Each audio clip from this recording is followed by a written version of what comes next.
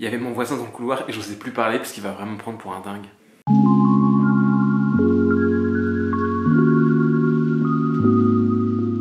Et bonjour tout le monde, j'espère que vous allez bien. Alors, saison hivernale oblige, j'ai fait un petit update dans le décor. D'habitude, je suis de l'autre côté avec le fond sur ma bibliothèque. Mais voilà, saison de Noël oblige, je me suis dit que ça pouvait être sympa de vous montrer mon si joli sapin.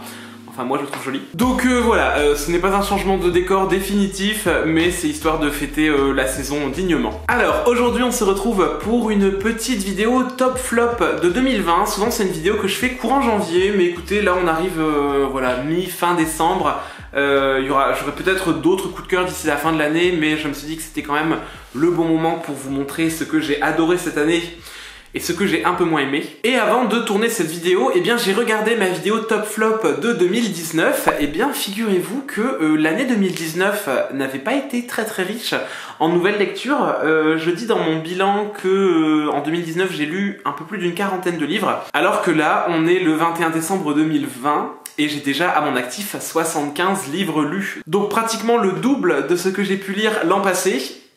Bon, entre nous, je pense que le confinement y est peut-être pour quelque chose. Enfin, le confinement, les multiples confinements. Mais écoutez, je suis déjà hyper content de tout ce que j'ai lu. Et ben, vu que j'ai lu énormément, il y a énormément de coups de cœur. Donc j'ai eu beaucoup de mal à en sélectionner que quelques-uns. Au départ, je me suis dit, je vais vous sélectionner 5 coups de cœur et 5 flops. Alors que au final, j'ai 1, 2, 3, 4, 5, 6, 7, 8 coups de cœur pour 3 flops. Je me suis arrangé comme je pouvais, mais écoutez, tellement de bonnes lectures cette année et si peu de mauvaises lectures que voilà, je suis super content. Bref, on va pas faire traîner cette intro plus en longueur et je vais commencer tout de suite. Pour changer, je vais commencer avec mes flops de l'année. Donc vraiment les lectures qui m'ont laissé un peu désappointé / déçu. Et on commence avec une lecture que j'ai faite durant le confinement et que je n'ai plus parce que j'ai revendu le livre sur Vinted. D'ailleurs, je vends plein de choses sur Vinted, en ce moment un petit peu moins. Si vous voulez mon compte, voilà, ça s'affiche juste là. Et comme je le disais, pendant le premier confinement, j'ai lu Shades of Magic de Victoria Schwab. Et écoutez, je vous avais fait un petit update lorsque je l'ai terminé. J'avais dit que j'avais été un peu déçu par plusieurs points, mais que malgré tout, je pensais quand même lire la suite. Et avec un petit peu de recul, je me suis rendu compte que non en fait. Je ne prendrai pas le temps de lire la suite parce que j'ai énormément de séries en cours, de séries qui me plaisent beaucoup. Et je me suis rendu compte que vraiment j'avais pas hâte de lire les tomes 2 et 3 de Shades of Magic et que j'étais même pas curieux de la suite, de ce qui allait arriver au personnage. Donc je me suis dit que j'allais pas m'obliger à lire la suite parce que voilà, j'ai déjà énormément de lectures à faire. On a trop de lectures à faire pour s'en imposer d'autres qui ne nous plaisent pas. Et donc j'ai décidé de me séparer de ce tome 1. Le seul truc qui m'a fait mal au cœur, c'est que je trouve que le livre est juste magnifique et c'était un très bel objet livre. Je suis super fan de la couverture, de la mise en page, tout ça. Mais voilà, ça s'arrête là, donc clairement je ne vais pas garder un livre parce que je le trouve joli. Quoique parfois ça m'arrive. Mais voilà, je m'en suis débarrassé parce que, comme j'avais pu le dire dans ma review du livre, c'était une histoire hyper bien amenée, hyper bien construite et j'ai adoré l'univers. Dans Shades of Magic, on a 4 Londres dans 4 mondes parallèles différents selon la manière dont ces mondes utilisent la magie ou non. Dans ces 4 mondes d'ailleurs, il y a le nôtre qui est totalement étranger à la magie. Donc toute la situation initiale du livre m'avait énormément plu. Tout comme l'élément perturbateur et tout ce qui amène les péripéties. C'est marrant, j'ai l'impression de refaire un cours de français. Mais on va dire que durant les péripéties, je me suis un peu perdu dans le livre. La fin m'a paru très facile et sans aucun suspense. Et la fin était au final très sage. Voilà. Pas envie de lire la suite et c'est dommage. D'ailleurs, c'est pas la première fois, je me rends compte que j'essaye de lire un livre de Victoria Schwab et que je me retrouve un peu déçu. Donc peut-être qu'au final, cette autrice n'est pas faite pour moi. Néanmoins, j'attends avec impatience la sortie française de The Invisible Life of Adi Larue parce que celui-ci me tente vraiment beaucoup, donc peut-être que ça me réconciliera. Donc peut-être que ça me Oh, je sais plus parler. Donc peut-être que je serai réconcilié avec Victoria Schwab après la lecture de The Invisible Life of Adi Larue. Qui n'a d'ailleurs toujours pas de date de parution française. J'espère que ça viendra pour 2021. Mais voilà, Shades of Magic, c'était pas pour moi. c'était un flop. Autre flop de l'année, une lecture graphique que j'ai faite assez récemment et qui là est un flop pour moi, mais je pense que ça ne sera pas forcément un flop pour tout le monde et c'est pas un livre que je ne recommande pas, c'est juste que moi il ne m'a pas plu parce que trop sombre. Je parle de Salem, de...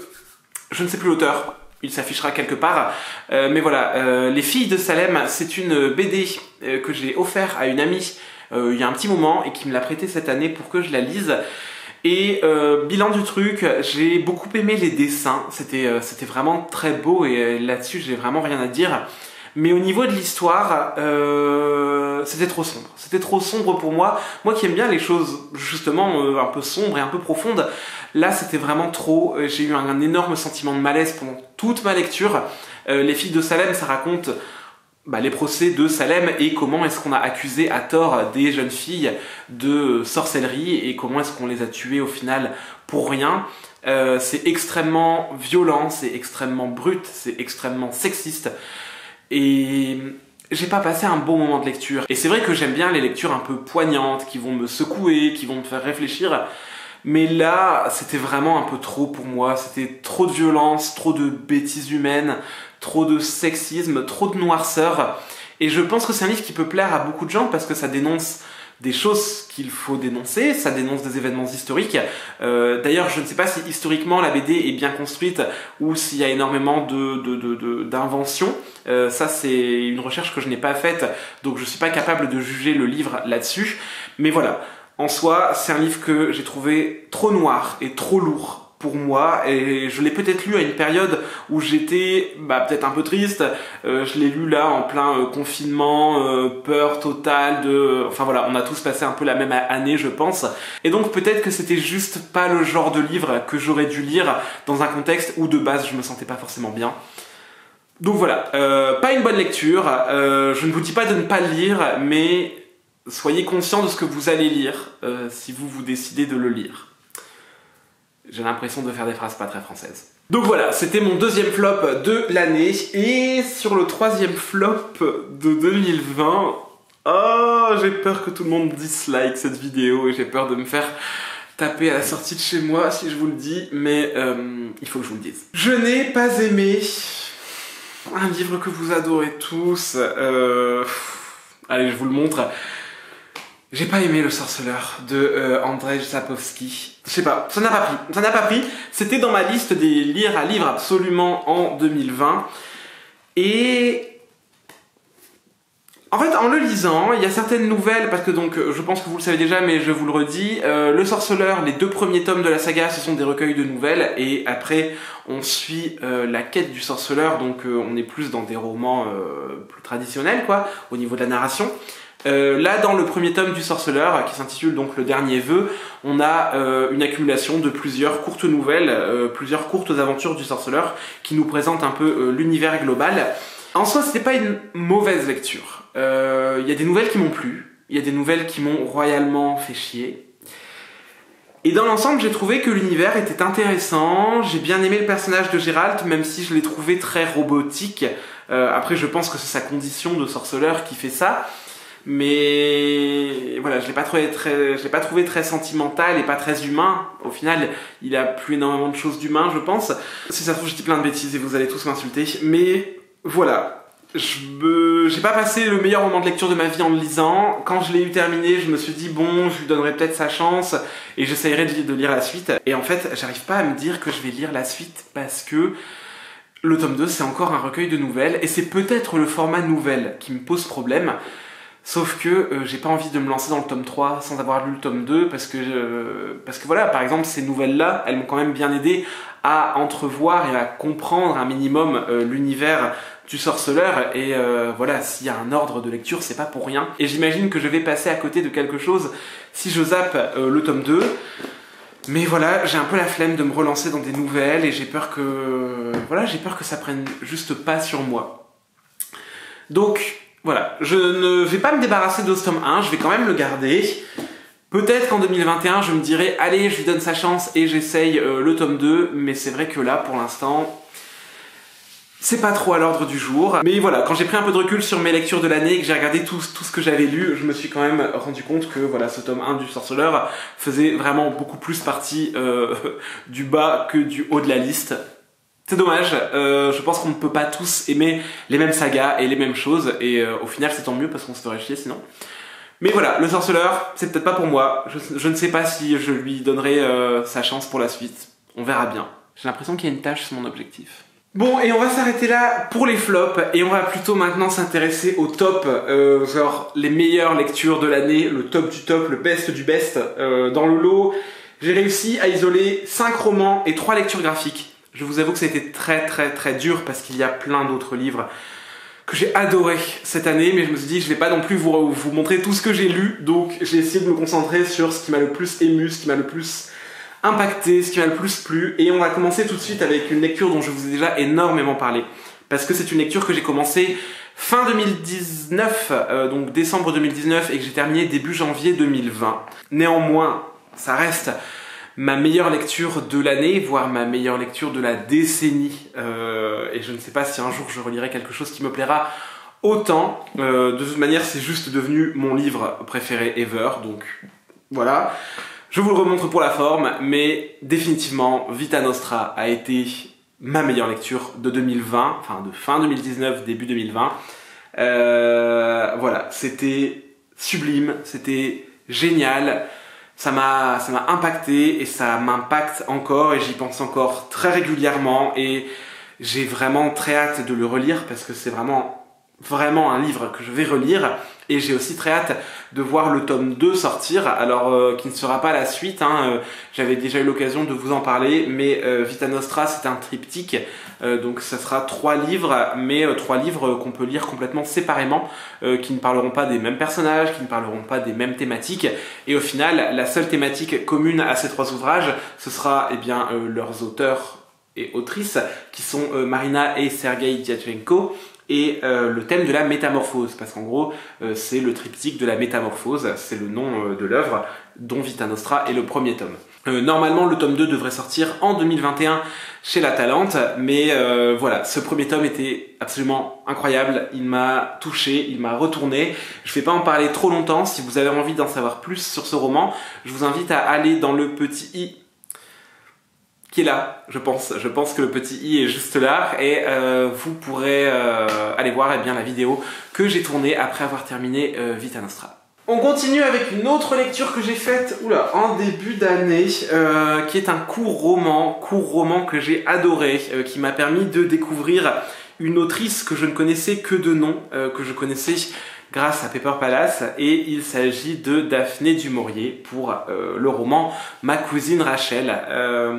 Pepper Palace a lu ce roman en 2019, elle a eu un coup de foudre, un coup de cœur incommensurable pour ce roman, elle l'a beaucoup trop bien vendu, et voilà, moi je devais absolument le lire, donc mon copain me l'avait offert pour Noël passé, et je l'ai lu assez rapidement en début d'année, et concrètement, voilà, ça a été une claque, ça a été un coup de cœur, c'est du génie. Je n'ai pas encore eu l'occasion de lire d'autres Daphné du Maurier, mais clairement, je vais le faire. Dans Ma cousine Rachel, je vous en reparle très rapidement, on va suivre Philippe qui déteste une femme, qui déteste Rachel, Rachel qui est en gros la nouvelle femme de son cousin Ambroise qui est décédé lors d'un voyage. Et en gros Rachel va venir dans la demeure familiale parce que voilà, vu que c'était la nouvelle femme de Ambroise, et bien elle est un peu chez elle dans leur manoir je ne sais plus, ça se passe en Angleterre, dans les Cornouailles. Donc voilà, elle va faire son comeback dans les Cornouailles, elle va rencontrer Philippe, et Philippe va détester Rachel parce qu'il la soupçonne d'être à l'origine de la mort de son cousin Ambroise, et voilà, à partir de là va se créer un thriller très psychologique entre Rachel et Philippe, entre amour et haine, et nous-mêmes en tant que lecteurs, on va pas savoir sur quel pied danser face aux soupçons qu'entretient Philippe face à Rachel, et face à la gentillesse de Rachel, on va pas savoir sur quel pied danser. Est-ce que Rachel est coupable? Est-ce qu'elle ne l'est pas? Je peux pas vous en dire plus, je ne peux que vous conseiller d'aller lire ce livre et de vous faire votre avis. Et on continue les tops de 2020 avec un livre que nous avons été nombreux à lire parce que ça a été une lecture commune. Ça n'a pas été la première lecture commune de l'année. On a fait une lecture commune pendant le premier confinement avec le prieuré de l'Oranger. Je regarde par là parce que il est dans ma bibliothèque juste là-bas. Qui était une lecture plutôt bonne, mais pas une de mes lectures les plus marquantes de 2020. Et en octobre, on a fait une nouvelle lecture commune, la lecture commune de La maison dans laquelle de Mariam Petrosian.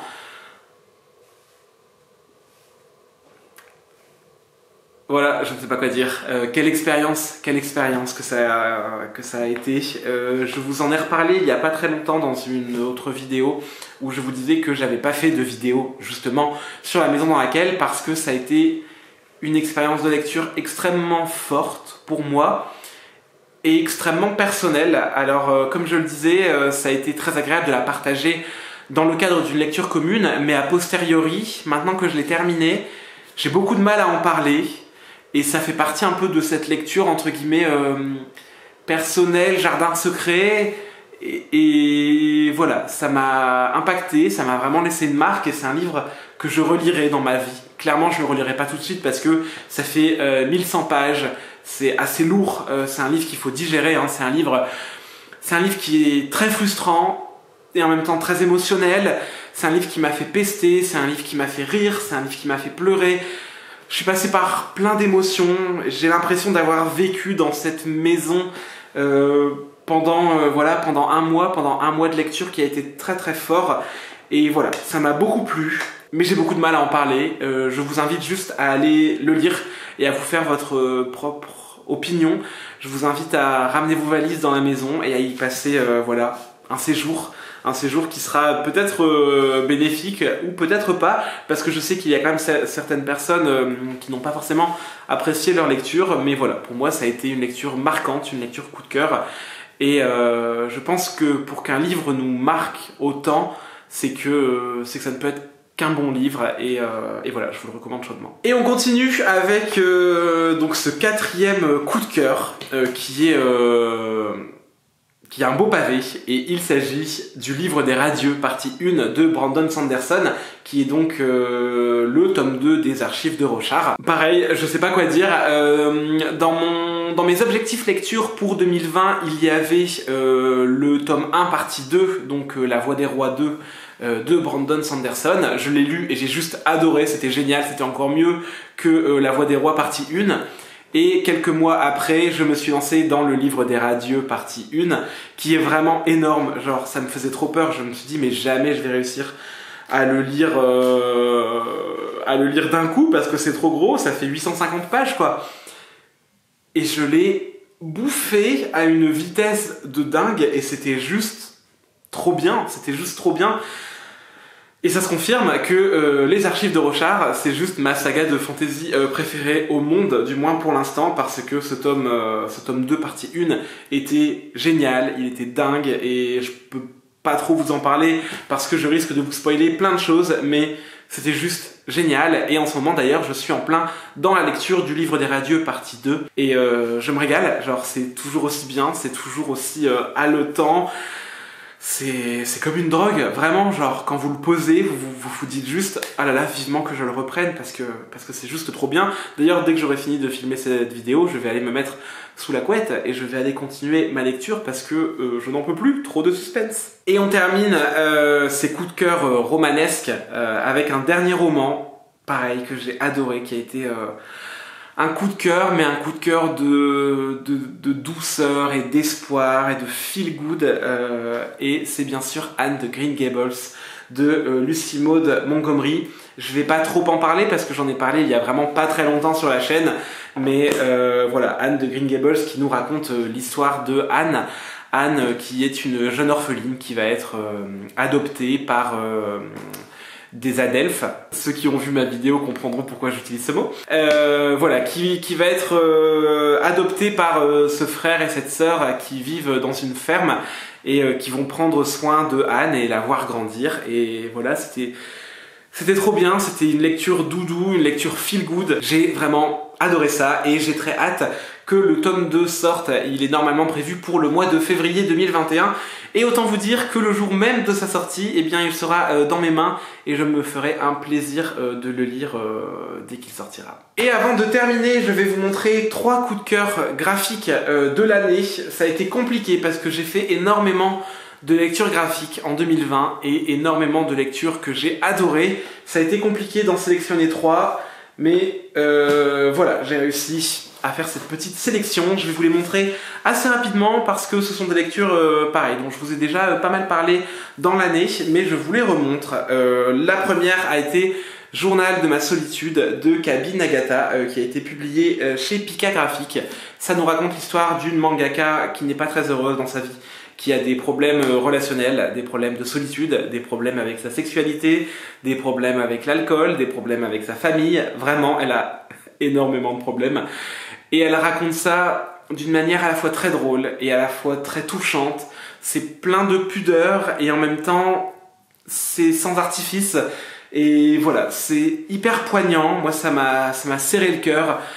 J'ai trouvé ça magnifique du début à la fin et je ne peux que vous conseiller de partir à la découverte de Journal de ma solitude de Kabi Nagata. C'est vraiment un ouvrage magnifique. Ensuite, j'ai pu lire Anaïs Nin sur la mer des mensonges de Léonie Bischoff, qui est une lecture graphique qui nous retrace vraiment une toute petite parcelle de la vie de Anaïs Nin, qui est une autrice de renom.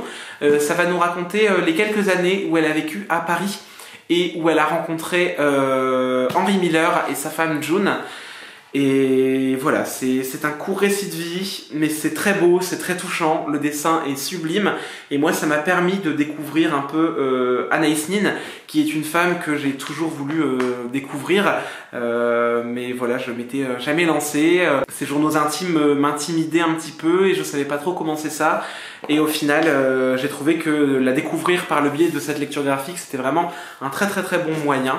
Et depuis, je me suis offert Henry et June, qui est donc le journal intime de Anaïs Nin, qui se passe parallèlement à ce qu'on peut lire dans la BD. Et je ne l'ai pas encore lu, mais clairement, c'est une lecture que je compte faire dans le cadre du Cold Winter Challenge. Et j'ai vraiment hâte de me plonger dedans parce que j'ai trouvé cette BD magnifique. Elle m'a beaucoup touché et je vous la conseille sincèrement. Et on termine cette vidéo avec un dernier coup de cœur graphique. Une lecture qui a été incroyable du début à la fin et vraiment... j'ai adoré ça. Foncez en librairie et allez vous offrir Carbone et Silicium de Mathieu Bablé. C'est bien de Mathieu Bablé, hein? Ouais, j'ai eu un vieux doute avec Florent Maudou, mais Florent Maudou, c'est Freak Squill. Pardon Mathieu Bablé, ne m'en veux pas. Mais voilà, je vous conseille vraiment de lire Carbone et Silicium. C'est une histoire qui se passe sur plusieurs centaines d'années, où on va suivre des robots androïdes qui se nomment donc Carbone et Silicium. C'est un récit sur l'humanité, sur la transhumanité. C'est à la fois très lucide sur ce que nous réserve l'avenir, c'est parfois très optimiste et parfois beaucoup moins. C'est vraiment magnifique, c'est magnifique, ça nous parle d'amour, ça nous parle d'amitié, ça nous parle d'espoir, de promesses, d'humanité, et ça a été vraiment une lecture incroyable, une lecture coup de cœur, une de mes meilleures lectures de l'année 2020.